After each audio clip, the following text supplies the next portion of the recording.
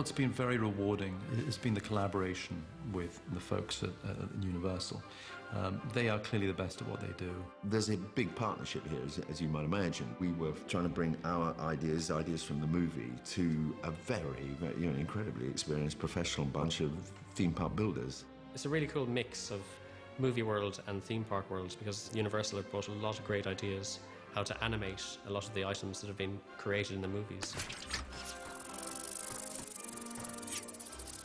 We have this great legacy and history of entertaining people, of bringing movies to life. And it goes back to 1915, when the studio allowed people to come in to witness, the making of movie magic firsthand. And that then developed into 1964, the world-famous tram tour at Universal Studios Hollywood, giving people the opportunity to get right into the middle of the adventure, to come face-to-face with their favorite characters. But it never stopped there. I mean, it's comic books, movies, television, books.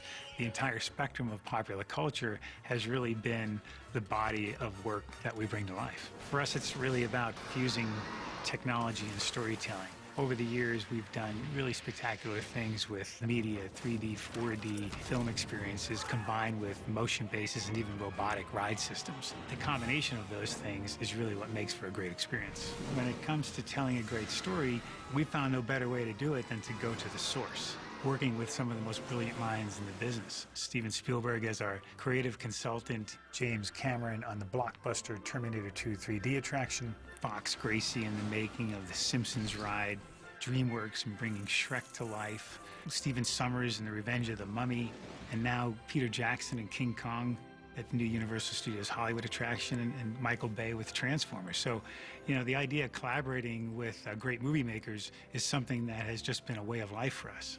Working with J.K. Rowling and understanding what the important pieces of this fiction were, and working directly with the filmmakers at Warner Brothers, ensured to us that we were going to be able to develop the most authentic and realistic interpretation of this body of fiction. In the wizarding world of Harry Potter, the construction of Hogsmeade gave the designers an opportunity to bring the village to life in ways they couldn't do on a movie set. When we build sets of movies, we build an interior set in one stage and build the exterior in another stage. In Orlando, it'll all be joined together, but it'll still look exactly like the movie set. So people will be able to experience the whole town of Hogsmeade, not just one room. You come onto a set, and most of it is completely finished, but there's areas in the back where the lights and the cameras would be. What we're creating is even more 360. It's a fully immersive environment. You can look down Main Street, Hogsmeade, and see from one end to the other. Something you're never able to do in the film. It's terrific. You walk through the gate, you get to walk past the Hogwarts Express and be greeted into the wonderful world of Hogsmeade. Everything that people have either seen in the films, heard referred to in the films, or read in the books. Universal have been as keen as Warner Brothers, and we, the filmmakers, and Joe have been, to be authentic, and absolutely as authentic as possible. When we started thinking of the Three Broomsticks and what it would become and what its position in the next picture was going to be, Stuart started really thinking, what does the interior of this place look like? We actually had a requirement for it in Harry Potter 6, in the 6th movie, and hadn't designed it yet. So interestingly, the design for the theme park came first, and then we were able to take the best of that and the spirit of that, have it dictate the set for the movie. So the movie has learned and experienced from the theme park. Our space is this same architecture, same finish, the woodwork, everything, the chandelier, but the volume space is twice the size of this. We'll be able to have butterbeer, which has the kind of the froth on the top. I'd love to actually try the authentic, proper butterbeer. Maybe we can get some sent over from the theme park to the set, because our stuff doesn't taste that great. The flavor of this is great. Real comforting and nice and smooth going down. The first thing I do when I get there, I'm going to go to the Hogshead pub and order myself 8 pints of butterbeer.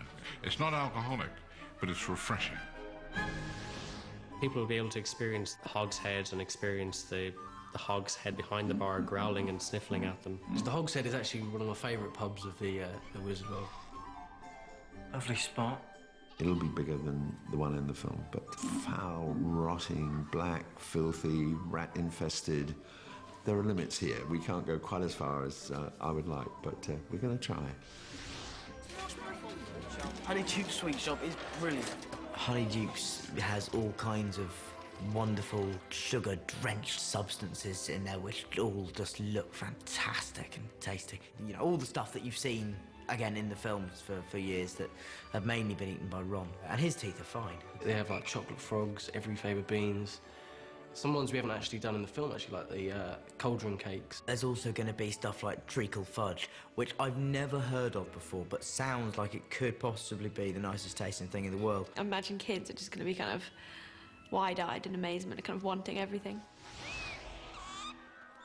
It's a great looking building.